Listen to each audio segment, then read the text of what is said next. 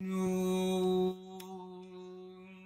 ब्रह्मा गुरुर्विष्णुः गुरुर्देवो महेश्वरः गुरुः साक्षात् परं ब्रह्म तस्मै श्री गुरवे नमः। ज्ञानानन्दमयं देवं निर्मलस्फटिकाकृतिम् आधारं सर्वविद्यानां हयग्रीवमुपास्महे नारायण समारंभां व्यासशंकरमध्यमाम् अस्मदाचार्यपर्यन्तां वन्दे गुरुपरम्परां व्यासं वसिष्ठनप्तारं शक्तेः पौत्रमकल्मषं पराशरात्मजं वन्दे सुखतातं तपोनिधिं व्यासाय व्यासरूपाय विष्णवे नमो वै ब्रह्मनिधये वासिष्ठाय नमो नमः। श्रुतिस्मृतिपुराणानाम् आलयं करुणालयं नमामि भगवत्पादं शङ्करं लोकशङ्करं स्फुरदिन्दुविकासमन्दहासास्फुरदिन्दीवरलोचनाभिरामाम् अरविन्दसमानसुन्दरास्याम् अरविन्दासनसुन्दरीमुपासे शारदाम्भोजवदनाम्बुजे सर्वदा अस्माकं सन्निधिं क्रियातु। परब्रह्मणे नमः। బ్రహ్మసూత్ర భాష అధ్యయనం చేస్తున్నాము. ఇందులో అసత్తు సత్తును గురించి నిన్న చెప్పుకున్నాం. అసత్తు ఉన్నది, అసత్తు నుంచి సత్ రూపం వచ్చింది అని చెప్పుకున్నాం. అసత్ అంటే అక్కడ ఏమీ లేదు అని. ఏమీ లేదు అంటే శూన్యము. శూన్యము అంటే బ్రహ్మము. శూన్యము అసదేవ ఆసీత్ అసదేవ అని మొట్టమొదటి చెప్పాడు. అసద్వా ఇదం అగ్రం ఆసీత్ అని చెప్పాడు. అసదేవ ఇదం అగ్రం ఆసీత్ అని చెప్పాడు. తర్వాత మంత్రంలో ఏం చెప్పాడంటే కథం అసతః, ఎట్లా అండి అసత్తు అన్నాడు. కథం అసతః సత్ జాయతే ఇది అంటే సత్వేవ సౌమ్య ఇదమగ్రం ఆసీత్, ఇదం అగ్రం ఆసీత్, మొట్టమొదట సత్తే ఉన్నది అని అంటున్నాడు. అంటే ఏంటి? సత్తు నుంచే మొట్టమొదటి సత్తే ఉన్నది. కానీ అక్కడ మనకు అసత్ అంటే అర్థం సృష్టి లేదు అని అర్థం. సృష్టి లేదు అని అంటే ఎప్పుడైతే సృష్టి జరుగుతూ ఉన్నదో అప్పుడు మనకి సత్ కనపడుతుంది, సద్రూపం కనపడుతుంటుంది. అది దీన్ని ఎలా పోలిక చెప్పాడు అని అంటే, ఆ కుమ్మరి కుండలు చేసేవాడు ఉంటాడు.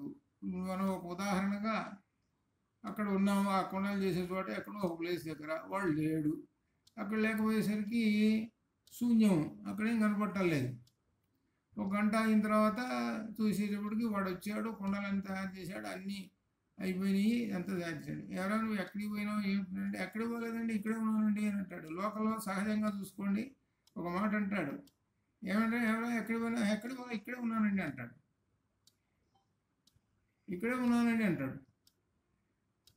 సరేనా పట్టించుకోము. ఆ తర్వాత సరే మనకు పని అయిపోయింది. అట్లనే ఆ అసత్ అనేటువంటిది అన్ని చోట్ల వ్యాపించి ఉన్నది. అంటే అర్థం ఏమిటి? అసత్ అనేటువంటిది కంటికి కనపడదు, అతి సూక్ష్మము. అదే అణోరణీయాన్ మహతో మహీయాన్. అణోరణీయాన్, అణువు కంటే ఇంకా సూక్ష్మమైనటువంటిది అని కంటికి కనపడదు అని అర్థం. అది అటువంటిది, అతి సూక్ష్మమైనటువంటిది. మహతో మహీయాన్, చాలా గొప్పమైనటువంటిది కూడా, పెద్దది కూడా, అతి పెద్దది కూడా అని చెప్పుకుంటూ వచ్చాడనమాట. అటువంటి ఈ విధంగా అసత్తు సత్తుల గురించి చెబుతూ, దీనికి ఇక్కడ అర్థం కావడానికి బాగా మనకి కుండలు చేసేవాడిని ఒకడిని పెట్టుకున్నాడు. అంటే ఏంటి అర్థం అనమాట? ఆ కుండలు చేసేటువంటి వాడు పరమాత్మతోటి సమానం. ఆయన ఏం చేశాడు? అన్నీ తయారు చేసి అక్కడ పెట్టాడు. ఈ తయారు చేయడానికి ముందు ఈ వస్తువులన్నీ ఎక్కడున్నాయి? అది ప్రశ్న. ఈ వస్తువులన్నీ ఎక్కడ ఉన్నాయి?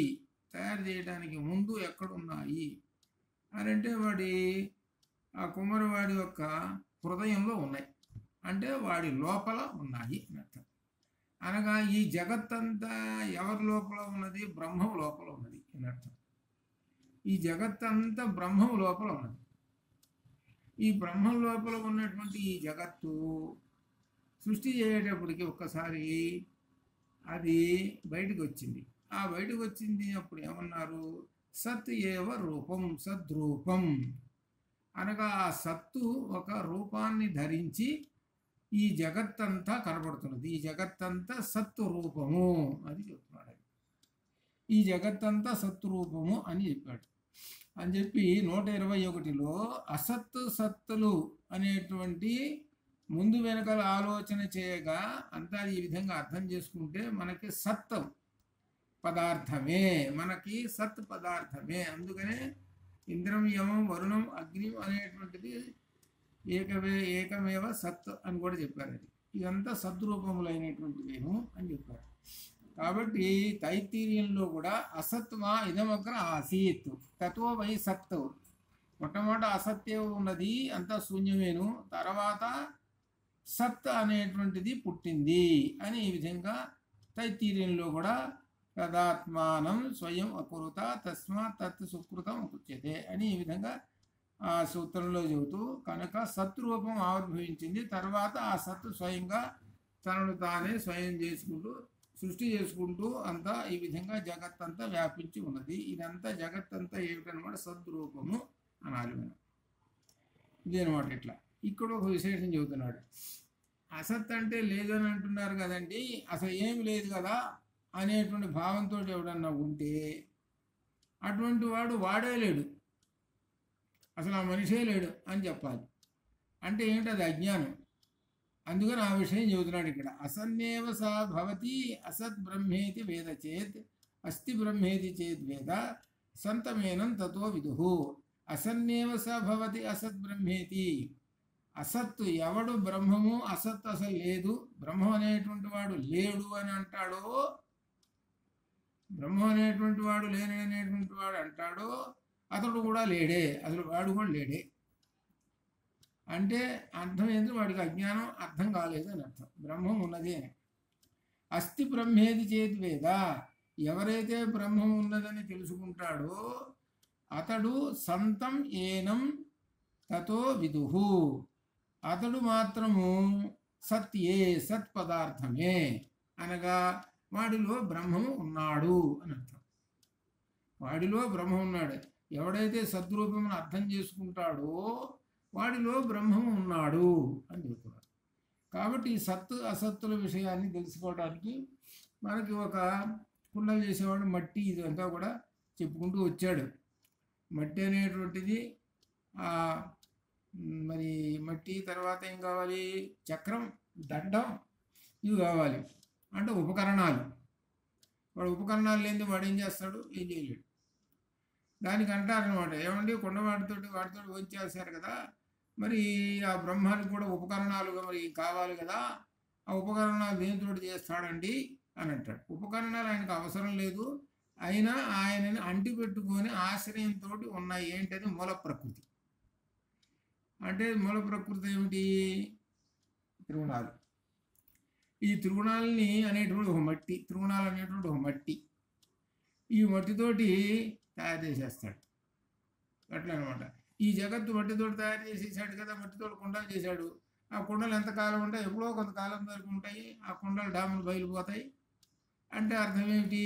నువ్వు ఆ పరమాత్మ సృష్టించినటువంటి ఈ జగత్ అంతా మళ్ళీ ఎప్పటికో పోతుంది, లయమైపోతుంది అని అర్థం. అందుకనే మహదాకాశము, ఘటాకాశము అని రెండు చెప్పారు. ఆ మహదాకాశం అనేటువంటి దానిలోకి ఈ ఘటాకాశం వెళ్ళి చేరుతుంది. ఘటాకాశం అంటే, ఘటం అంటే కొండ, మట్టితోటి చేసినటువంటిది కుండ. ఆ కుండ లోపల ఆకాశం ఉండదు. ఆకాశం అంటే శూన్యం, ఖాళీ కుండ అనమాట. అది శూన్యం. అది ఉన్నది. ఒక 90 సంవత్సరాలు 80 సంవత్సరాలు బతికింది అది. ఆ కుండ బతికి ఎంతకాలం పగిలిపోయింది. పగిలిపోగానే అందులో ఉన్నటువంటి ఆ ఆకాశము, అంటే ఆకాశం ఎంతవరకు ఉంది, కొండ ఎంతవరకు ఉంటుందో అంతవరకు వ్యాపించి అంతవరకే ఉంటుంది. కుండలో నిండిపోయి ఉంటుంది అంతవరకు. ఆ నిండిపోయినటువంటి ఆ కొద్దిపాటి ఆకాశము మహత్ ఆకాశము, గొప్ప ఆకాశము, విశాలమైనటువంటి ఆకాశంలోకి లీనమైపోతుంది. మహత్ ఆకాశం అంటే బ్రహ్మము అని అర్థం. ఆ మహత్ ఆకాశంలో కలిసిపోతుంది. అదే అందుకనే ఆ ఆకాశం గురించి ఏం చెప్పాడు అనమాట, ఆకాశిక తల్లింగాత్ అని చెప్పాడు. ఆకాశిక తల్లింగాత్ అని మొట్టమొదటి చెప్పాడు. ఆకాశమే బ్రహ్మము అని చెప్పాడు. అక్కడ ఆకాశమే బ్రహ్మం అంటే భూతాకాశం కాదండి, ఇది ఈ ఆకాశం వేరు అని చెప్పాడు. ఈ ఆకాశం వేరు, భూతాకాశం వేరు. భూతాకాశం అనేటువంటి దానిలోంచి పుట్టుకుంటూ వస్తాయి, ఐకమైన పుట్టుకుంటూ వస్తాయి మనకి. అది చెప్పేటువంటి దానిలో ఆకాశ సంభూత ఇక్కడ నుంచి చెప్పేదాంట్లో. ఇక్కడ ఈ ఆకాశం అనేటువంటిది ఏమిటంటే అతి సూక్ష్మమైనటువంటిది ఆకాశము. అణోరణీయాన్ మహతోమహీయాన్, అతి సూక్ష్మమైనటువంటి ఆకాశము. రెండు విధాలుగా ఉండే అతి సూక్ష్మమైనటువంటి ఆకాశము, అటువంటి ఆకాశము గొప్ప ఆకాశం కూడా అవుతుంది అని చెప్పాడు. విశాలమైన అంటే అంతటా వ్యాపించి ఉంటుంది అని కూడా చెప్పాడు. అది అక్కడ అర్థం. కాబట్టి అంతటా వ్యాపించినటువంటి ఆ ఆకాశంలోకి ఈ కుండలో ఉన్నటువంటి ఆకాశం వెళ్ళి చేరుతుంది. అంతటా వ్యాపించినటువంటి ఆకాశం ఏంటి, బ్రహ్మం. అంతటా వ్యాపించిన బ్రహ్మం. ఈ కుండలో ఉన్నటువంటి ఆకాశం ఏమిటంటే జీవాత్మ. ఈ జీవాత్మ వెళ్ళి ఆ పరమాత్మలో కలిసిపోతుంది అని అర్థం అనమాట. అట్లా అని మనకు అక్కడ మహాకాశం ఘటాకాశంలోకి వస్తుందన్నమాట. అట్లా ఇక్కడ అలానే ఇక్కడ ఏం చెబుతున్నాడు, సద్రూపమైన బ్రహ్మమును అర్థం చేసుకోవాలి అని చెబుతున్నాడు. అందుకని ఎవడైతే ఆ సత్తును అర్థం చేసుకుంటాడో వాడు బ్రహ్మము. ఈ విధంగా అసత్వాదము నిరాకరించడం, అసత్ అనేటువంటి దాన్ని నిరాకరించేసేసి సద్రూపమైన బ్రహ్మమును అన్నమయాది కోశములలో నిరూపణ చేయగలము. సద్రూపమైన బ్రహ్మమును, సత్తు రూపమైన బ్రహ్మమును, సత్తు రూపమైన బ్రహ్మమును అన్నమయాది కోశములలో నిరూపణ చేయగలము. ఏమిటి అన్నమయాది కోశములు? మన తైత్రీయంలో వచ్చింది. అన్నం బ్రహ్మేతి వ్యజనాత్ అన్నాదేవ ఖల్విమాని భూతాని జాయంతే అన్నేన జాతాని జీవంతి అన్నం ప్రయంత్య విషం వసింతీతి తద్విజ్ఞాయ అని తెలుసుకున్నాడు. అన్నం బ్రహ్మేతి వ్యజనాత్ అని తెలుసుకున్నాడు. ఎవరు? ఆ వరుణుడు కుమారుడు భృగువు. ఈ ఏమైందంటే భృగుర్వారుణి విద్య అనేది ఉంది, వారుణి విద్య అని ఉన్నది. దానిలో ఏమిటంటే చెప్పేది, భృగువు తండ్రి దగ్గరికి పోయినాడు. తండ్రి ఎవరు? వరుణుడు, వరుణదేవుడు. నాకు బ్రహ్మతత్వం చెప్పు అని అన్నాడు. ఆ బ్రహ్మతత్వం చెప్పమనంటే మొట్టమొదటి ఒక వాక్యం చెప్పేశాడు. ఒక వాక్యం చెప్పేసేసాడు అనమాట. ఏన జాతాని జీవంతి అని వరుస చెప్పకుండా ఇతోవా ఇమాని భూతాని జాయంతే అని మొదలుపెట్టి చెప్పేశాడు. ఇతోవా ఇమాని భూతాని జాయంతే అని చెప్పుకుంటే ఎక్కడి నుంచి అయితే ఈ సమస్త ప్రాణులు పుడుతూ ఉన్నాయో, ఇతోవా ఇమాని భూతాని జాయంతే, ఎక్కడి నుంచి పుడుతున్నాయో అట్లనే ఎక్కడి నుంచి పురుషం పుడుతున్నాయో, ఎక్కడికి లయమైపోతున్నాయో అదే బ్రహ్మము అని చెప్పాడు.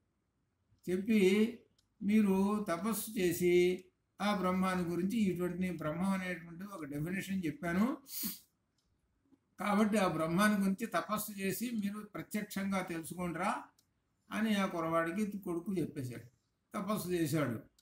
ఎవరు? భృగు. తపస్సు చేసి ఆ తపస్సులో ఏం తెలుసుకున్నాడు? అన్నం బ్రహ్మేది వ్యజనాతు, అన్నం బ్రహ్మం అని తెలుసుకున్నానని తండ్రితో అన్నాడు. మళ్ళీ తపస్సు చేయన్నాడు. ప్రాణో బ్రహ్మేది వ్యజనాతు, మళ్ళీ చేయమన్నాడు. మనో బ్రహ్మేది వ్యజనాతు, మళ్ళీ చేయన్నాడు. విజ్ఞానం బ్రహ్మేది వ్యజనాతు, మళ్ళీ చేయమన్నాడు. ఆనందో బ్రహ్మేది వ్యజనాత్. ఇప్పుడు చివరికి బ్రహ్మము ఆనందం, విజ్ఞానమయం ఆనందం బ్రహ్మ ఇప్పుడు తెలుసుకున్నాడు. ఇప్పుడు దీనిలో ఒక విశేషం ఏమిటంటే ప్రత్యక్షము పరోక్షం. ఇప్పుడు తండ్రి ఏం చెప్పాడు? పరోక్షంగా చెప్పాడు. ఇది టెక్స్ట్, ఇది ఒక ఏంటి? యతో వా ఇమాని భూతాని జాయంతే ఏతేన జాయంతి ఎవరి చేత పోషింపబడుతున్నాయని ఈ విధంగా ఒక సూత్రం చెప్పాడు. ఇది ఏమిటిది? పరోక్షంగా బ్రహ్మాన్ని గురించి చెప్పాడు. ఇప్పుడు కొడుకుని ఏమంటున్నాడంటే, నేను చెప్పినటువంటి దాన్ని నీవు తపస్సు ద్వారా తెలుసుకో, అనగా నువ్వు ప్రత్యక్షంగా నీ అనుభవంలోకి రావాలి. ఇదే ఉపనిషత్తు చెబుతుంది. ఉపనిషత్తులో ఏం చెబుతున్నాయి అంటే, మనకు అంత క్రితం కూడా దహరాకాశంలో కూడా, దహర విద్యలో కూడా హృదయంలో అంగుష్ఠమాత్ర పురుషో బభూవ అని ఈ విధంగా చెప్పుకుంటూ వచ్చారు. ఆ చెప్పుకుంటూ వచ్చి ఏమన్నారు? టెస్ట్ చెప్పుకుంటూ వచ్చాడు. ఇవన్నీ ఎట్లా తెలుసుకోవాలి? ఉపాసన వల్ల తెలుసుకో, నువ్వు అనుభవించి తెలుసుకోవాలి. ఆ తెలుసుకుంటే అప్పుడు నీకు బ్రహ్మ సాక్షాత్కారం అవుతుంది. అది అర్థం. కాబట్టి ఉపనిషత్తు ఏం చెబుతుంటుంది? ఎంతసేపటికి చెప్పేది ప్రత్యక్షం ఒకటి చెబుతుంటుంది, పరోక్షంగా చెబుతుంది ముందు, తర్వాత ప్రత్యక్షంగా నువ్వు అనుభవించు అది చెబుతుంది. నువ్వు అనుభవించాలి. ఊరు టెస్ట్ చదువుకుంటూ పోయినావు, ఆ టెస్ట్లో ఉన్నటువంటి సూత్రాలన్నీ చదువుకుంటూ పోయినావు. ఓహో ఇదండి. సరే నువ్వు ఏం అనుభవించావు అంటే, నువ్వు అనుభవించి తెలుసుకున్నది కదా విజ్ఞానం. విజ్ఞానం అంటే అర్థం ఏంటంటే, తాను అనుభవించి తెలుసుకున్నటువంటి దాన్ని విజ్ఞానం అంటారు. అందుకని విజ్ఞానం ఆనందం బ్రహ్మ అన్నాడు. అప్పుడు ఆయన తెలుసుకున్నాడు ఆనందో బ్రహ్మ అని చెప్పుకున్నాడు చివరికి. ఈ 5 ఏమిటి? 5 కోశాలు. అన్నమయ కోశము, ప్రాణమయ కోశము, మనోమయ కోశము, విజ్ఞానమయ కోశము, ఆనందమయ కోశము. ఈ 5 కోశాలు. అంటే మనలో ఈ 5 కోశాలు ఉన్నాయి. ఈ 5 కోశాలను గురించి ఆయన ప్రత్యక్షంగా తెలుసుకున్నాడు. అట్లనే ఉపనిషత్తుని అధ్యయనం చేసుకున్నాము అని అంటే ఆ సాధన చేయాలి అని కూడా చెబుతున్నాడు. అది అని చెప్పి ఇక్కడ ఏం చెబుతున్నాడంటే, సద్రూపమైనటువంటి బ్రహ్మాన్ని ఎవరైతే తెలుసుకుంటారో వాళ్ళు బ్రహ్మవేత్త అవుతాడు అని చెబుతున్నాడు. ఈ బ్రహ్మము నామరూపములతో వ్యాకృతము కాకపూర్వము.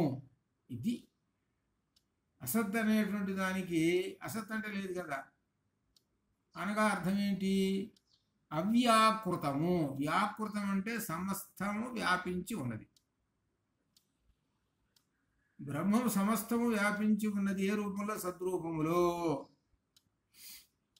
లేదు అంటాం అనుకో, అది అవ్యాకృతము. అది అర్థం. అది అవ్యాకృతమై ఉన్నది. ఆ కొండలు చేసేవాడు దగ్గర నిలబడ్డాడు, వాడు అక్కడ ఉన్నాడు అనుకుందాం. జగత్తంతా వాడిలో అవ్యాకృతంగా ఉంది. మనిషే వాడు అక్కడ. జగత్తంతా అవ్యాకృతం. వాడు మామూలుగా కూర్చోవాలి, విడిగా ఉన్నాడని నిలబడ్డా. ఎవరండి అంటే మనిషి అండి అని అంటాడు. ఏదో వాడి పేరు ఏదో చెప్తారు అంతే. అంతేగాని కుమ్మరివాడు అని చెప్పడు, ఎవరు చెప్పరు, ఎవరికి తెలియదు, వాడికి మనిషి అని అంటాడు అంతే. సరే ఆ మనిషే వాడు వచ్చి కూర్చొని మట్టి ఇదంతా పెట్టుకొని చేశాడు అనుకో, వాడు కుమ్మరి అంటాం. ఏమైనా నువ్వు ఇవన్నీ చేసావు ఇక్కడ ఏంటి అంటే, నా హృదయంలో ఉన్నాయి ఇవన్నీ నా హృదయంలో ఉన్నాయి, నా హృదయంలో ఉన్నటువంటి రూపాలన్నింటిని కూడా బయట పెట్టాను అంటాడు. అదే బ్రహ్మం అంటే. తనలో ఉండిపోయినాయి, ఆ బ్రహ్మంలో ఉండిపోయినాయి, అవ్యాకృతం. ఇప్పుడు బ్రహ్మం ఏం చేశాడు? మొత్తాన్ని వ్యాకృతం చేసేసాడు. తనలో ఉన్నటువంటి వాటన్నిటిని కూడా బయట పెట్టేశాడు. అనగా ఈ జగత్తు మొత్తం సద్రూపము, సత్తుతో నిండినటువంటి రూపము. అది ప్రతి చోట సత్తు ఉంటుంది. ఇప్పుడు కొండలు అంటే స్థావర జంగమాలు ఇవన్నీ చూస్తున్నాం. వీటన్నిటిలో ఏమున్నది? సత్తు ఉన్నది అని చెబుతున్నాడు. ఆ సత్ అనేటువంటిది ఒకటే. ఏకం సత్ విప్రాకౌధా వదంతి. ఆ సత్ అనేది ఒకటే. ఆ ఒకటి అన్నిట్లోనూ ఉన్నది అని చెబుతున్నాడు. అని ఈ విధంగా ఎవరైతే తెలుసుకుంటారో వాడు బ్రహ్మవేత్త అవుతాడు అని చెబుతున్నాడు. ఎవరైతే తెలుసుకుంటాడో వాడు బ్రహ్మవేత్త అవుతాడు అని చెబుతూ, దానికి ఉదాహరణగా అర్థం చేసుకోవడం కోసము ఘటము, కొండని తయారు చేసేటువంటి కులాలుడు ఆ కులాలుడు బ్రహ్మంతో పోల్చుకొని చెప్పుకుంటే అర్థమవుతుంది. అట్లనే వస్తువులు తయారు చేసేవాళ్ళు ఉంటారు, బంగారాభరణాలు. బంగారాభరణాలు రకరకాలు చేసేస్తాడు అటువంటి వాడు. ఇట్లా అనగా ఒక్కొక్క దాన్ని తయారు చేసి అదే వాచారంభణం అంట. ఆ వస్తువు తయారు చేసి అక్కడ పెట్టాడు, దానికి వాక్కు వస్తుంది. అంటే ఏంటి, ఆ వాక్కుకి ఈ వస్తువుకి టచ్ అవుతుంది. కుండను తయారు చేసి అక్కడ పెట్టాడు, ఈ కుండ అనే పదం ఆ వస్తువుకు సరిపోతుంది. అట్లా ప్రతి వస్తువుకి ఇట్లా ఇట్లా తయారు చేసి పెట్టాడు. ఒక పేరుకి ఒకదానికి సంబంధం లేదు, దేని దానికే అనమాట ఇది. కాబట్టి ఆ లెక్క ప్రకారంగా జగత్తులో ఎన్ని ఉన్నాయో చెప్పలేం, ఎన్ని వాక్కులు ఉన్నాయో చెప్పలేం, ఎన్ని వస్తువులు ఉన్నాయో చెప్పలేం, ఎన్ని ప్రాణులు ఉన్నాయో చెప్పలేం. ఇవన్నీ ఏంటి, బ్రహ్మము యొక్క వ్యాకృతము. అది అర్థం. ఇదంతా బ్రహ్మము యొక్క వ్యాకృతం, ఇదంతా బ్రహ్మమని తెలుసుకో అని చెబుతున్నాడు. ఇదంతా బ్రహ్మమేను లేక పరమాత్మ అని అనుకో. ఈ సమస్త జగత్తు పరమాత్మ నుండియే వ్యాకృతము, అంటే వ్యాపించబడి ఉన్నది. ఆ వ్యాపించబడినటువంటి దానిలో ఒక్కటే ఉన్నది, ఆ ఒక్కటే అన్నిటిలోనూ ఉన్నది, అదే ఏకం సత్ అది అని ఇంతటితోటి ఈ అధికరణాన్ని పూర్తి చేశాడు. ఈ అధికరణంలో చెప్పుకోవాల్సింది అసత్తు సత్తుని గురించి చెప్పుకుంటూ వచ్చాడు. ఇక తర్వాత ఒక విశేషమైనటువంటి ఒక అధికరణంలోకి పోతున్నాం. ఈ అధికరణం సంభాషణతో కూడుకుంటుంది. ఇది జాగ్రత్తగా అర్థం చేసుకుంటే కొంచెం బ్రహ్మజ్ఞానం ఉన్నటువంటి వాళ్ళు, ఈ బ్రహ్మజ్ఞానం ఉన్నటువంటి వాళ్ళు ఉన్నారే, వాళ్ళకి అసలు చురక వేసినట్టు. ఇప్పుడు బ్రహ్మజ్ఞానాన్ని గురించి చెప్పేవాళ్ళు చాలామంది ఉన్నారు. ఇది కొద్దిగా గొప్ప వాళ్ళు తెలిసిందో చెబుతారు, సరే వారిని. అయితే జాగ్రత్త, ఏమిటో తెలుసునా, మీకు ఉదాహరణగా ఒకరిని గురించి చెబుతున్నా. ఎవరో తెలుసునా, ఈయన పేరు బాలాకి. ఈయన మామూలు మనిషి కాదు. ఈయన చదువుకున్నవాడు, వేదాంగాలు అన్నీ చదువుకున్నటువంటి మునీశ్వరుడు. అందులో ఆయన రాజుగారి దగ్గరికి పోయినాడు. ఆ రాజుగారి పేరు అజాత శత్రువు. ఆ రాజుగారి పేరు అజాత శత్రువు. ప్రాచీన కాలంలో ఈ రాజుల దగ్గరికి ఈ బ్రాహ్మణులు వెళ్ళేవాళ్ళు, ఈ మునివరులు అంటే వీళ్ళు బ్రాహ్మణులు వెళ్ళేవాళ్ళు. వెళ్ళి వాళ్ళకి తెలిసినటువంటి ఏదో ఇచ్చి చెప్పేవాళ్ళు. సహజంగా మునివరుడు వచ్చాడు అని అంటే ఆ రాజుగారు సత్కారం చేస్తాడు. పూర్వకాలంలో వేదకాలంలో బహుమానం ఇవ్వటం అంటే ఏమిటంటే ఆవుల్ని ఇస్తారు. ఆవుల్ని డబ్బులతో పోల్చుకునేవాళ్ళు. ఇప్పుడు 10 రూపాయలు ఇవ్వాలనుకోండి ఒక దానం, అప్పుడు ఒక ఆవుని ఇచ్చేవాళ్ళు. అది అట్లా అన్నమాట. అందుకని వీళ్ళు ఏం చేసేవాళ్ళు, ఆ రాజుగారి దగ్గరికి పోతే ఆయన ఏదో బహుమానం ఇస్తాడు అని వెళ్ళారు. వెళ్ళి ఏమన్నాడంటే అజాతశత్రువుతోటి ఒక మాట అన్నాడు. ఏమండి రాజుగారు, నేను మీకు బ్రహ్మతత్వం చెబుతాను అన్నాడు. నేను మీకు బ్రహ్మతత్వం, బ్రహ్మజ్ఞానం చెబుతాను మరి అన్నాడు. అనేటప్పటికి రాజుగారు సంతోషించాడు. రాజుగారు సంతోషించి అలానే చెప్పండి, మీకు 1000 ఆవులు ఇచ్చేస్తాను ఈ చెప్పినందుకు గురుదక్షిణగా అన్నాడు. గురుదక్షిణగా 1000 ఆవులను ఇస్తాను అని చెప్పాడు. బ్రహ్మతత్వం చెప్పండి, గురుదక్షిణగా 1000 ఆవులు ఇస్తాను అంటే 1000 రూపాయలు ఇస్తా అని అన్నాడు. అనేటప్పటికీ సరేనని ఈ బాలాకి చెప్పడం మొదలుపెట్టాడు. ఎలా చెబుతున్నాడు అని అంటే చూడండి, ఒక విశేషం. ప్రశ్న రూపంలో చెబుతున్నాడు. అంటే బాలాకి రాజుగారిని ప్రశ్న వేస్తున్నాడు. ప్రశ్న వేస్తే ఆ ప్రశ్నకి ఏం సమాధానం వస్తుందో ఆ సమాధానాన్ని బట్టి మళ్ళీ ప్రశ్న వేద్దాం అనగా ఈయనకి ఎంతవరకు తెలుసో అజాతశత్రువుకి. ఇప్పుడు బాగా అర్థం చేసుకోండి. ఈ అజాతశత్రువు బ్రహ్మను గురించి అసలు ఎంత తెలుసో, అసలు ఈయనకి ఏదో కొద్దో గొప్ప తెలుసు కదా, నాకేమో ఫుల్గా తెలుసు, ఈయనకు తెలిసింది ఏందో బయటికి లాగుతాను నేను అని ఈ బాలాకి 16 ప్రశ్నలు వేశాడు. 16 ప్రశ్నలు వేస్తే ఆ ప్రశ్నలకు సమాధానం చెప్పుకుంటూ వచ్చేసాడు. ఎవరు? అజాతశత్రువు చెప్పేశాడు. అజాతశత్రువు చెప్పిన తర్వాత ఏమన్నాడంటే, ఎంత అయిపోయిన తర్వాత, ఏమంటే రాజుగారు, మునిగారు, బాలాకి గారు, మీరు ఏం చెబుతా ఉన్నారు? నాకు ఆత్మతత్వం బ్రహ్మతత్వం గురించి చెబుతా ఉన్నారు కదా, మీరు ఇప్పటిదాకా ప్రశ్నలు వేసుకొని ఇవంతా చెప్పారు, ఇదేనా మీరు చెప్పేది? ఇంకేమి లేదా? ఇంకేమి లేదు, ఇదేనా అయిపోయిందా? మరి బ్రహ్మతత్వాన్ని గురించి చెబుతా ఉన్నారు కదా, దాన్ని ప్రశ్నలు వేశారు, ప్రశ్నలకు జవాబు చెప్పాను, చెప్పండి బ్రహ్మతత్వాన్ని గురించి అన్నాడు రాజుగారు. అంటే రాజుగారు అని అంటే ఈ బాలాకి అంటాడు, ఇంకేం లేదయ్యా చెప్పేది, ఇంతే అన్నాడు. ఇంకేం లేదు చెప్పేది, ఇంతేనయ్యా, ఇంకేం లేదండి. 16 ప్రశ్నలకు జవాబు చెప్పేశావు కదా, ఇంతే, ఇంకేం లేదు. అదేంటే చెబుతా అన్నాడు. అయితే నువ్వు ఇంతేనా నువ్వు చెప్పింది? రాజుగారు అన్నాడు బాలాకి, ఇంతేనా నువ్వు చెప్పేది బ్రహ్మతత్వం అంటే అని అన్నాడు. అని అంటే అప్పుడు రాజుగారు అంటాడు, సరే నేను చెబుతాను బ్రహ్మతత్వం నీకు అంటాడు. అనేటప్పటికీ ఈ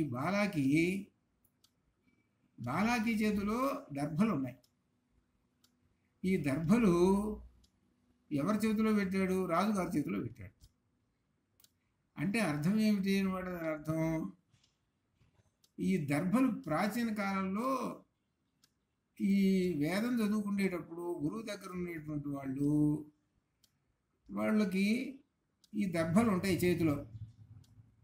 ఈ గురు శిష్యులు ఉంటారు కదా, వాళ్ళ చేతిలో దర్భలు ఉంటాయి. ముఖ్యంగా గురువుగారి చేతిలో దర్భలు ఉండాలి. శిష్యుడి చేతిలో లేకపోయినా గురువుగారి చేతిలో దర్భలు ఉండాలి. శిష్యుడి చేతిలో కూడా ఉంటాయి దర్భలు. ప్రధానం ఏంటో గురువుగారి చేతిలో దర్భలు ఉండాలి. ఇప్పుడు దర్భలు ఎవరి చేతిలో ఉన్నాయి? అసలు బాలాకి చేతిలో ఉన్నాయి దర్భలు బాలాకి చేతిలో ఉన్నాయి. ఈ దర్భల్ని ఏం చేశాడు? తన చేతిలో ఉన్న దర్భల్ని అజాతశత్రువు చేతిలో పెట్టాడు. అనగా అర్థం, నువ్వు గురువు నాకు, కాబట్టి గురువు గారు మీరు చెప్పండి. అది సహజంగా ఈ దర్భలు వేదం చదువుకునేటప్పుడు కానీ, వేదమంత్రాలు చదివేటప్పుడు కానీ చేతిలో దర్భలు ఉండాలి. కానీ ఇప్పుడు ఎవరు, ఈ బ్రాహ్మణులు ఎవరు పాటించగల? వేదం చదువుతున్న ఇప్పుడు చాలామంది చూస్తున్నాం కదా, చేతిలో దర్భలు ఉండేవి. పోనీ వీళ్ళకి లేవు, గురువుగారు చెప్పే ఆయన ఉంటాడు కదా, వేదం చెప్పే ఆయన చేతిలో దర్భలు ఉన్నాయి, ఆయన చేతిలోనూ లేవు. ఆయన చేతిలో కూడా దర్భలు లేవు. వేదం అంటే అర్థం ఏమిటి? 4 భాగాలు ఉన్నది. 4వ భాగం ఏంటి? ఉపనిషత్తు. ఉపనిషత్తు కూడా చదివితే అప్పుడు వేదం చదువుకున్నాడండి అని అనొచ్చు. ఇప్పుడు వీడు ఏం చేస్తున్నాడు? ఇప్పుడు వేదం చదువుకున్నానంటే యజుర్వేదం అంటాడు. ఏదో యజుర్వేదంలో కాస్త చదువుకున్నాడు. అసలు అనంతావై వేదాహ కదా, ఏదో చదువుకున్నాడు, అయిపోయింది. మంత్రాలు ఏవో చెప్పేస్తాడు, బాగానే ఉంది. మరి అంటే యజుర్వేదానికి సంబంధించినటువంటి ఉపనిషత్తులు ఉన్నాయి, మనం ఒక్కటన్నా చదువుకున్నామా? అబ్బాయి అది చదువుకోలేదండి. కానీ వేదం చదువుకున్నాం, యజుర్వేదం చదువుకున్నాం. ఇప్పుడున్న వాళ్ళు ఆ వేదం చదువుకున్నాము ఏదో అంటారే, ప్రస్తుత కాలాన్ని పొట్టకూటిగా అంటారు, చూశారు? ఆ పొట్టకూటిగా అన్నట్టుగా ఈ వేదం చదువుకుంటారు. ఈ వేదం చదువుకుంటే ఆ గుళ్ళోనూ లేకపోతే ఎవరన్నా కానీ చదివితే 10 రూపాయలు వస్తాయి. మరి జీవనం చేయాలి కదా. ఇది అనగా అర్థం ఏమిటనమాట? ఆ వేదం చదువుకొని 4 డబ్బులు సంపాదించుకొని జీవితం సాగించడానికి వేదం ఒక్కటి చాలు. ఈ ఉపనిషత్తు చదువుకోకపోయినా వచ్చే నష్టమేమి లేదు. ఇప్పుడున్న పరిస్థితి అది. వేదకాలంలో అట్లా కాదు. వేదము అని అంటే ఆ ఉపనిషత్తు కూడా, దానికి సంబంధించినట్టు ఉపనిషత్తు కూడా చదివి ఉంటాడు. అప్పుడు కంప్లీట్ వేదం చదువుకున్నాడు అని అర్థం. అది అప్పటి కాలంలో. అందుకనే మనకు వచ్చినటువంటి ఈ సంవాదాల్లో చాలా చోట్ల ఉపనిషత్తు చదివినటువంటి వాళ్ళే ఉన్నారు. చాలా చోట్ల అట్లనే కనపడుతుంటారు. వాళ్ళ గురువులు వాళ్ళందరూ కూడా ఉపనిషత్తు చదివినటువంటి వాళ్ళు. అట్లా ఇక్కడ చెప్పుకునేది ఏమిటంటే, సరే ఈయన నువ్వేనా ఇంతవరకైనా నువ్వు చెప్పేది? సరే నేను చెబుతాను అన్నాడు. ఎవరు? అజాతశత్రువు చెబుతాను అన్నాడు. అజాతశత్రువు చెబుతానని మరి ఏం చెప్పాడు ఈయన అజాతశత్రువు? ఇది ప్రశ్న. అజాతశత్రువు ఏం చెప్పాడు? ఈ జగత్ సృష్టి పరమాత్మది అని చెప్పాడు. ఈ జగత్ సృష్టికి కర్త ఎవరు? పరమాత్మ. కర్మ ఎవరు? కర్త కర్మ రెండు. పరమాత్మ. కర్త ఆయనేను అనగా కార్యము ఆయనేను, కారణము ఆయనేను. అందుకనే మనం చాలా చోట్ల అంటారు, అయ్యా వాడేనయ్యా కర్త కర్మ అన్నీ అని అంటుంటారు. మీకు సహజంగా లోకంలో ఈ మాట ఎక్కడ వినుంటారు. ఇక్కడ కార్యకారణములు అని కూడా చెప్పచ్చు. కార్యకారణములు ఎవరు? ఆ బ్రహ్మనే. ఇది చెబుతున్నాను. ఇప్పుడు ఉదాహరణకి ఒక కుండ ఉన్నది. ఆ కుండని మనం ఏమనాలంటే ఇది కార్యము అర్థం. ఇది కార్యం అన్న తర్వాత కారణం ఎవరు? ఈ కుండ రావటానికి కారణం ఎవరు అని ప్రశ్న వేశాం. అనంటే అప్పుడు ఎవరనంటే అడుగునంటే ఆ కుమ్మరి ఉన్నాడు, ఆయన కారణం. ఇప్పుడు ఈ వస్తువు కార్యం, ఇది రావటానికి కారణం ఎవరు? బికాజ్ ఎవరి కారణం వలన, ఎవరి వలన వచ్చింది ప్రశ్న. ఆ కొమ్మరివాడండి అన్నాం, అంతే కదా, కరెక్ట్. అట్లనే ఈ జగత్తు ఉంది. ఈ జగత్తు కనపడుతూ ఉన్నది. ఈ జగత్తు కనపడుతున్నది. ఈ జగత్తు ఎవరి వలన వచ్చింది? కారణం చెప్పండి. ఎవరి వలన వచ్చింది? బ్రహ్మం వలన వచ్చింది. ఆయన వలనే వచ్చింది. ఆ వచ్చినటువంటి ఈ బ్రహ్మం జగత్తు ఉన్నదే, ఈ జగత్తుని ఏమంటున్నాము? బ్రహ్మం అంటాం. ఈ జగత్తులో నిండిపోయింది ఏంటి? బ్రహ్మం నిండిపోయింది.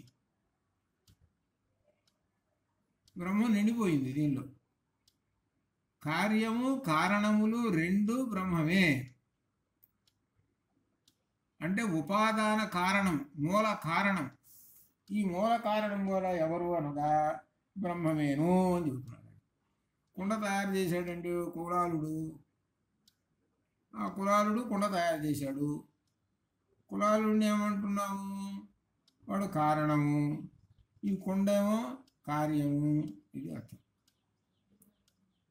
ఇదేనమాట. లోకంలో సహజంగా చూడండి, ఏమండి ఈ శుభకార్యము, చూడండి, ఈ శుభకార్యమునకు కారణము ఎవరండి? మీరు లోపల ఒక ప్రశ్న, లోకంలో ఉండే జరుగుతున్న ప్రశ్నలు. ఈ శుభకార్యం అంటారు. ఈ శుభకార్యానికి కారణం ఎవరండి అంటారు. అని అంటే అప్పుడు ఆయన ఎవరో ఉంటాడు పేరు, ఆ పేరు చెప్పేస్తారు. అర్థం కాగా? అట్లనే మనకు ఈ కారణం ఎవరండి? ఈ జగత్తు ఇంత బ్రహ్మాండంగా కనపడుతున్నది, ఈ స్థావర జంగం అనేటువంటిది, ఈ కార్యం, ఈ వస్తువులన్నీ కనపడుతున్నాయి. ఈ వస్తువులంటే ఇగో పవిత్రమైనటువంటివి. ఏవి?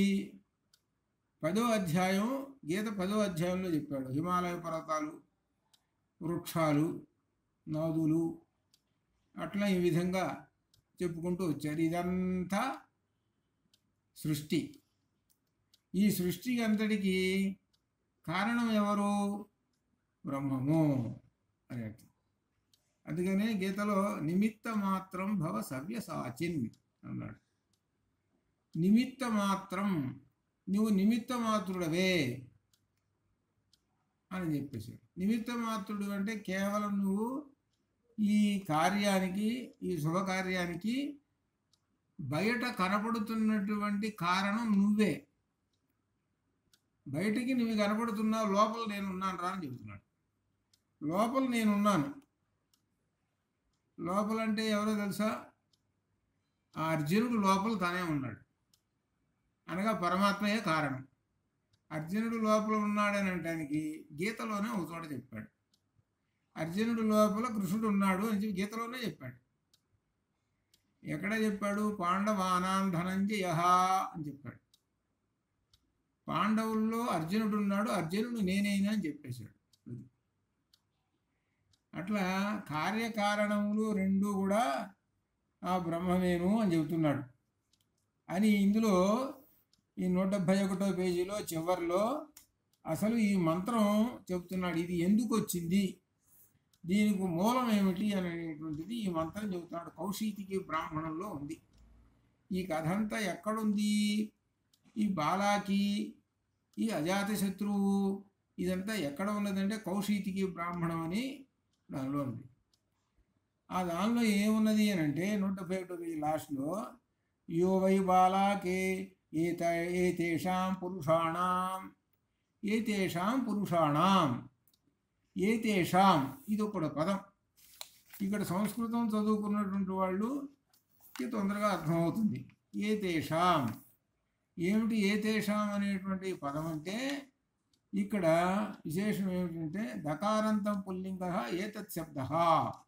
ఇది పుల్లింగ శబ్దం. పుల్లింగం ఎలా చెబుతారు ఈ శబ్దం? ఏషః ఏతౌ ఏతే ఏతం ఏతౌ ఏతాన్ ఏతేన ఏతాభ్యాం ఏతేభ్యః అట్లా వరుసగా చెప్పుకుంటూ వచ్చి షష్ఠీ తత్పురుష దగ్గరికి వచ్చేటప్పటికి ఎలా చెబుతాము? ఏతస్య ఏతయోః ఏతేషాం ఏతస్య ఏతయోః ఏతేషాం అని చెబుతారు. ఏతస్య ఇతని యొక్క, ఏతేషాం వీరి యొక్క అని చెబుతాం. ఏతేషాం అని చెబుతాం. ఏతేషాం ఆ పదం వేశాడు ఇక్కడ. యో వై బాలాకే, ఓ బాలాకి, ఓ ముని, ఏతేషాం పురుషాణం. పురుషాణం అనేది కూడా షష్ఠీ విభక్తి. ఈ రెండు షష్ఠీ విభక్తులు. అంటే ఈ పురుషుల యొక్క, ఏతేషాం వీరి యొక్క కర్త అంటే వీళ్లకు ఏతేషాం పురుషాణం ఈ పురుషులకు యస్య కర్త, యస్య ఎవడైతే కర్తగా ఉన్నాడో, వై తతు అతడే కర్మ, వాడే కర్మ, కర్త కర్మ రెండు వాడేను ఈ పురుషాణం అని చెబుతున్నాడు. ఏతేషాం పురుషాణం కర్త కర్మ స వై తతు. ఇది కర్త కర్మ ఈ రెండు ఎవరో ఉన్నారు. యహ వై యహ అంటున్నాం కదా, యహ అంటే ఎవడో ఉన్నాడు కదా, ఆ వాడే, అది ఆ వాడే అని చెప్పి ఆ రెండిటికి వాడే. ఆ వాణ్ణి గురించే వేదితవ్య. ఇక్కడ అది వేదితవ్య అనే పదం. వేదితవ్య అని అంటే తెలుసుకొనదగినవాడు అని అర్థం. తెలుసుకొనదగినవాడు. ఈ కర్త కర్మ అనేటువంటి వాడు ఎవరో ఉన్నాడు, వీటికి ఈ జగత్తుకి ఎవడో ఉన్నాడు, వాడిని గురించే తెలుసుకోదగినటువంటి వాడు, వాడే బ్రహ్మము అని అంటే తెలుసుకొనదగిన వాడు వేదితవ్య. అక్కడే వేదితవ్యం సమాధానం. అనగా తెలిసి కొనదగినది అనేవి. తెలుసుకొనదగినది అనే పదంలో ఏది తెలుసుకొనదగినది అనేటువంటి ప్రశ్న దీనిలో వేదితవ్య దగ్గర తీసేసి వేదితవ్యం పెట్టామనుకో, తెలుసుకొనదగినది ఏది అని వస్తుంది. సమాధానం ఏమొస్తుంది? వేదితవ్య, అదే తెలుసుకొనదగినది అని అర్థం. ఇక్కడ శబ్దం వేదితవ్య, వేదితవ్యం అనే రెండు శబ్దాలు. తెలుసుకొనదగినది అని ఒక పాట, తెలుసుకొనదగినది వేదితవ్యం. వేదితవ్య అంటే తెలుసుకొనదగినది, వేదితవ్యం తెలుసుకొనవలసినది అని ఈ విధంగా రెండింటికి చిన్న తేడాతోటి చెప్పారు. అక్కడ జ్ఞేయం, జ్ఞాతం అని ఇదివరకు ఒక పదాలు వచ్చింది అట్లా అన్నమాట. చివరికి ఏం చెబుతున్నాడు అంటే కర్త కర్మ ఈ రెండు కూడా ఎవరు?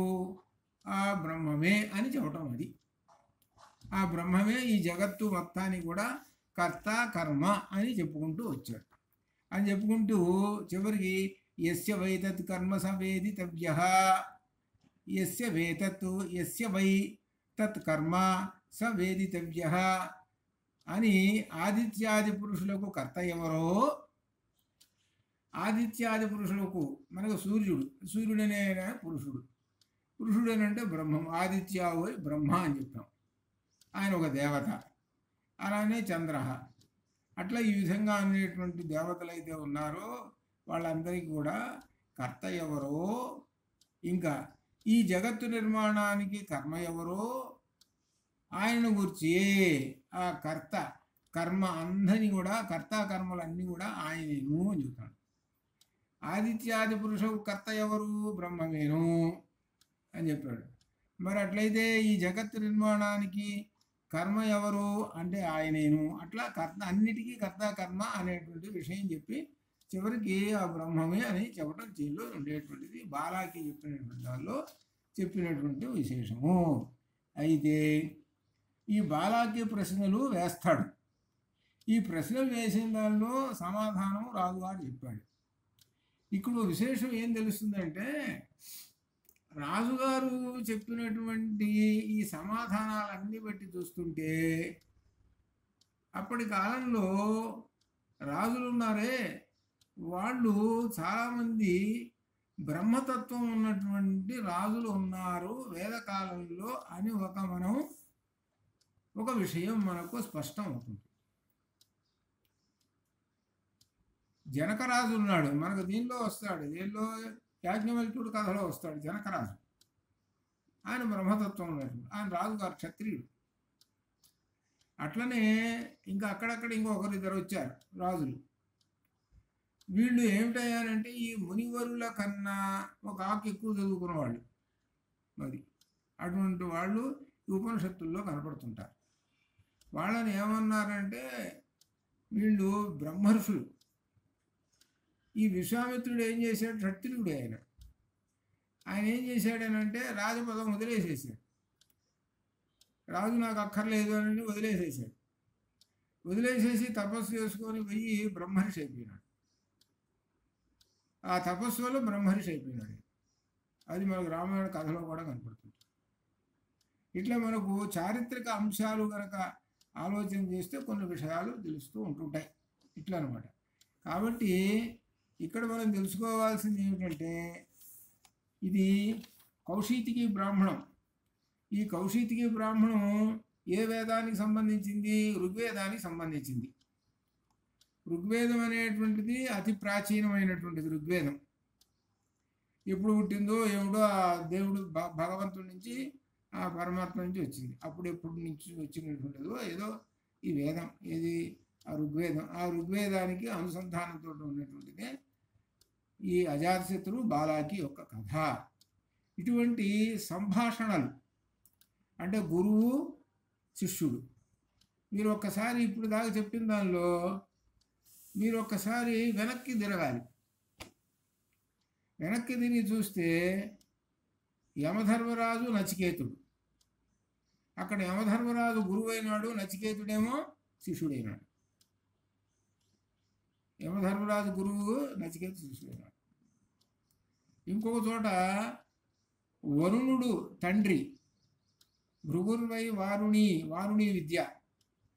వరుణుడు తండ్రి, కుమారుడు భృగువు.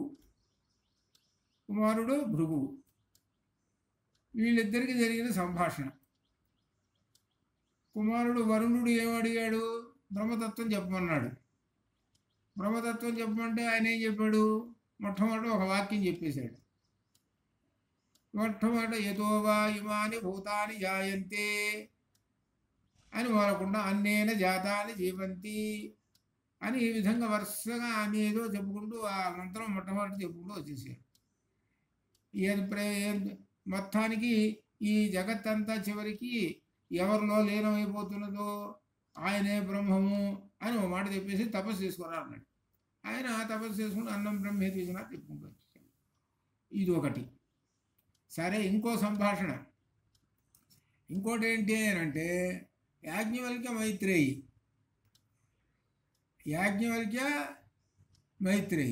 యాజ్ఞవల్క్యుడు వెళ్ళిపోతున్నాడు అడవులకు. ఇతర భార్యలో మైత్రేయి వచ్చింది. నాకు ఆత్మతత్వం చెప్పు అని అన్నాడు.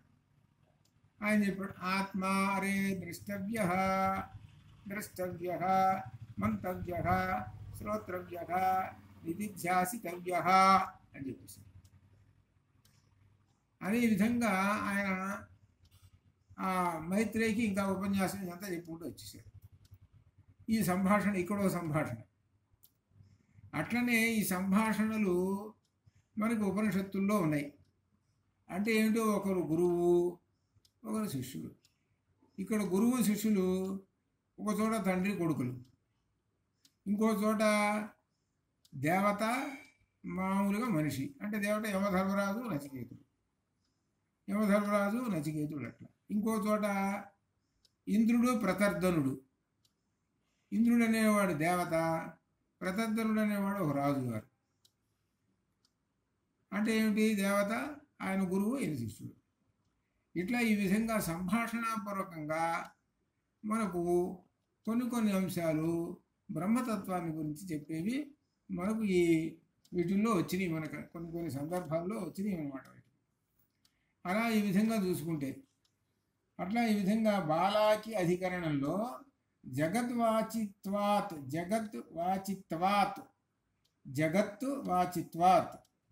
జగత్వాచిత్వాత్ అంటే ఈ మంత్రంలో ఏతేషాం పురుషాణం కర్త యస్య వైతత్తు కర్మ స వేదితవ్యః అనేటువంటి ఈ మంత్రంలో ఏతేషాం అనే పదాన్ని తీసుకొని ఏతత్ శబ్దము ఇక్కడ జగత్తును గురించి చెబుతున్నది. ఏతేషాం పురుషాణం కర్త సహ కహ అని ప్రశ్నిస్తే ఏతేషాం పురుషాణం కర్త సహ, వీటన్నిటికీ ఈ పురుషులకు అందరికీ కర్త ఎవరు అని ప్రశ్న వేస్తే బ్రహ్మమును వస్తుంది. కాబట్టి దీనిలో ఏమిటి? ఏతత్ శబ్దం ఎవరిని గురించి చెబుతున్నది అని అంటే శబ్దం ఇక్కడ జగత్తుని చెబుతుంది. ఏతేషాం పురుషాణ, ఈ పురుషులకందరికీ కర్త ఎవరు అని అంటే జగత్తు అని చెబుతున్నది. కనుక అజాతశత్రువు చెప్పిన వేదితవ్యుడు పరమేశ్వరుడు సమస్త జగత్తుకు కారణము అని చెబుతున్నాడు. ఇంతకీ ఏమిటంటే జగద్వాచిత్వాత్ అనేటువంటి దానిలో ఈ జగత్తుకి కారణం ఎవరు అనేటువంటి ప్రశ్న. అది ఈ జగత్తుకి కారణం ఎవరు అనేటువంటి ప్రశ్నకి సమాధానము పరమాత్మ అనేటువంటిది ఒకటి వస్తున్నది అనేటువంటి విషయం అని దీనిలో చెప్పుకుంటూ వచ్చి చివరికి ఈ 16 ప్రశ్నలు ఒకసారి చూస్తుంటే ఈ 16 ప్రశ్నలకి జవాబులు కూడా, ప్రశ్న జవాబులు కూడా, ప్రశ్నలో కూడా ఒక బ్రహ్మజ్ఞానం ఉన్నది ప్రశ్నలో కూడా అన్నమాట. ప్రశ్నలన్నింటిలో కూడా అందుకనే మొట్టమొదటి ప్రశ్నలో ఈ సూర్యుడు కనపడుతున్నటువంటి సూర్యుల్లోనూ పురుషుడు ఎవరు అనేటువంటి ప్రశ్న వేశాడు. అంటే ఇక్కడ ఈ పురుషుడు, సూర్యుల్లోని పురుషుడు ఎవరు అని ప్రశ్న వేస్తే అజాతశత్రువు సూర్యుల్లో ఉన్న పురుషుడు సమస్త భూతాలకు అధిపతి అండి, శుద్ధసత్వం, ఈ విధంగా ఆయన తెలిసింది చెప్పాడు, నడుపుకుంటూ వచ్చాడు. అట్లా ఈ విధంగా చంద్రుడిలోది, అలానే విద్యుత్తులో అంటే ఈ వెలుగులు, సూర్యుడు, చంద్రుడు, విద్యుత్తు, ఈ వెలుగులు కదా ఇవి, ఈ తేజస్సు, వీటిల్లో ఉన్నదంతా ఎవరు అని అంటే వాటికి ప్రశ్నలు చెప్పుకుంటూ ఆ ప్రశ్నకు సమాధానం చెప్పుకుంటూ వచ్చేనాడు. ఆకాశంలో ఉన్న పురుషుడు ఎవరు అని అంటే ఆకాశంలో ఉన్న పురుషుడు పరబ్రహ్మమేను అని చెప్పుకుంటూ వచ్చాడు. అని ఈ విధంగా సమాధానాలన్నీ చెప్పుకున్న తర్వాత బ్రహ్మతత్వం, ఆత్మతత్వాన్ని గురించి చెప్పబోయా అని అంటే ఈయన చెప్పకుండా ఇంతేను అన్నాడు. ఇంతేనా తన చేతిలో ఉన్న దర్భలు కాస్త రాజుగారి చేతిలో పెట్టేశాడు. అనగా నీవు నాకు గురువు గారివి, ఇవి నువ్వు చెప్పబోయా అని అన్నాడు. అప్పుడు ఎవరు ఎక్కువ? వాస్తవానికి గురువు మునివరుడు ఎక్కువ, అనగా బ్రాహ్మణుడు, ఆ తర్వాత క్షత్రియుడు. అందువల్ల బ్రాహ్మణుడు అనేటువంటి వాడు ఎక్కువ, తనకన్నా పై మెట్లో ఉన్నవాడు. అయినా ఆయనని గౌరవించి ఆ అజాతశత్రువు ఆ బ్రహ్మతత్వం చెప్పాడు అని మనకు ఈ కథలో చెప్పుకుంటూ వచ్చి చివరికి 123వ మంత్రంలో ఈ సూత్రంలో జీవముఖ్య ప్రాణ లింగాన్నేతి చేతద్ వ్యాఖ్యాతం, బాలాకి అజాతశత్రు సంవాదంలో ఏమున్నది అంటే జీవాత్మ ముఖ్య ప్రాణమును తెలియ లక్షణాలు ఉన్నాయి అని, ప్రాణం ఉన్న జీవునే తెలుసుకోవలసినది నా బ్రహ్మము కాదు, ఇది చేతనినచో తత్ వ్యాఖ్యాతం, ఆ వ్యాఖ్యానం ముందే నిరాకరించాము అని చెప్పుకుంటూ కౌశికి బ్రాహ్మణంలో జీవాత్మ ప్రసక్తి ఈ విధంగా ఉన్నది. కౌశికి బ్రాహ్మణం తత్ యథాశ్రేష్ఠి సైర్భుంక్తే యథా వా స్వా శ్రేష్ఠం భుంజంతి ఏవమవేష ప్రజ్ఞాత్మ ఏతై ఆత్మభిః భుంక్తే ఏవమేవ ఏతత్ ఆత్మానం భుంజంతి యజమాని ఏ విధంగా తన వారితో అనుభవిస్తుంటాడో, ఏ విధంగా తన వారు ఆ యజమాని అనుభవిస్తారో ఆ విధంగానే పరస్పరం అన్నమాట ఇద్దరు. అట్టనే ఈ జీవుడు ఈ ఆత్మల చేత ఆదిత్యాది పురుషులు వీళ్ళందరూ ఉన్నారు కదా, వీళ్ళందరినీ అనుభవిస్తూ ఉంటుంటాడు ఈ జీవుడు. ఈ ఆత్మలు ఆదిత్యాది పురుషులు వీళ్ళందరూ కూడా ఈ జీవాత్మను అనుభవిస్తుంటారు. ఆ సూర్యుడిని మనం అనుభవిస్తుంటే సూర్యుడు మనల్ని అనుభవిస్తుంటాడు ఈ ఆదిత్యాది దేవతలు. ఈ ఎలా అనుభవిస్తుంటారు వాళ్ళు అని అంటే యజ్ఞముల ద్వారా. మనం యజ్ఞం చేస్తున్నాము అని అంటే ఆ యజ్ఞం చేస్తున్నామంటే ఆ భోక్తలు ఎవరు? దేవతలు భోక్తలు తింటుంటారు, వాళ్ళు అనుభవిస్తుంటారు. అనుభవించిన తర్వాత వాళ్ళు మనకేం ఇస్తారు? ఫలాలు ఇస్తారు. అంటే ఆ యజ్ఞం యొక్క ఫలాలు వర్షాలు కురిపించడం ఏవో వాళ్ళు చేస్తారు. ఇట్లా పరస్పరం ఒకళ్ళకొకళ్ళు ఈ విధంగా సహాయకారులుగా ఉంటుంటారు. ఇలా జీవాత్మలు ఆదిత్యాది పురుషులు పరస్పరము అని చెప్పుకుంటారు, భోగాలను అనుభవిస్తుంటారు. అందుకని ఈ వచనంలో జీవాత్మ ప్రసక్తి ఉన్నది. ఈ వచనంలో జీవాత్మ ప్రసక్తి తత్ యథాశ్రేష్ఠి శైర్భుంతే అనేటువంటి ఒక మంత్రం, దానిలో జీవాత్మల గురించి చెబుతున్నాడు. ఈ జీవాత్మలకి ఆ సూర్యాది పురుషులు ఉన్నారే దేవతలు, వాళ్ళకి వీళ్ళకి పరస్పరము అనుభవించడం, భోగాలను అనుభవించడం ఉన్నది అని చెబుతున్నాడు. అధా అస్మిన్ ప్రాణ ఏవైకథా భవతి, జీవుడు సుషుప్తిలో ప్రాణములో ఏకీభవిస్తాడు అక్కడ. సరే, ఇక్కడ ఇది వేరు. ఇక్కడ ప్రాణ ప్రసక్తి ఉన్నది. ఇక్కడ ప్రాణాన్ని గురించి జీవ ఒకటి, జీవన గురించి జీవాత్మ గురించి చెప్పాడు. ప్రాణాన్ని గురించి ఇక్కడ చెబుతున్నాడు. సూత్రంలో జీవ ప్రాణ రెండు ఉన్నాయి. ఆ ప్రాణము జీవాత్మ ముఖ్య ప్రాణముల వివరణ ఉంది కనుక తెలుసుకోవలసినది వేదితవ్య బ్రహ్మమే. కాబట్టి ఈ రెండింటిని గురించి తెలుసుకున్నాము, జీవాత్మల గురించి తెలుసుకున్నాము. అసలు తెలుసుకోవాల్సింది ఏమిటి? వేదితవ్య, అసలు తెలుసుకోవాల్సినటువంటి ఏమిటి అంటే బ్రహ్మము అని చెబుతున్నాడు.